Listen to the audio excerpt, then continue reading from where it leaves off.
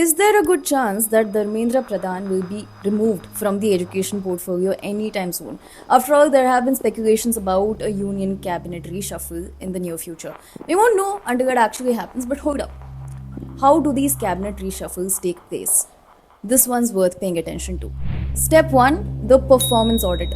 Long before any public announcement, the Prime Minister's office reviews the performance of existing ministries, and this is currently underway as we speak. The government looks at which ministers are not doing their job well and identifies positions that need to be filled. It also considers political factors such as managing coalition partners, preparing for upcoming elections, or improving ministries that are performing badly. Step 2, securing resignations. To make room for new faces or to remove underperforming individuals, the PM requests specific ministers to step down. As per the protocol, the ministers submit their formal resignation letters addressed to the President of India.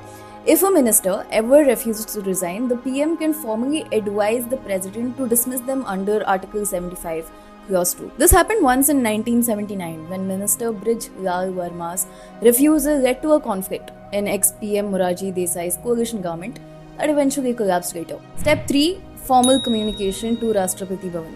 The PM sends an official communication to the President containing the names of ministers whose resignations need to be accepted, a list of new inductees to be sworn into the Council of Ministers, and a list of existing ministers who could be promoted from Minister of State to cabinet rank. Step 4, the oath ceremony. The President hosts the swearing-in ceremony in the Darbar Hall of Rashtrapati Bhavan. This includes the oath of office and the oath of secrecy. There is no official confirmation on the date for this year yet. And step 5, portfolio allocation and cabinet secretariat notification. Immediately following the ceremony, the PMO finalizes the specific portfolios.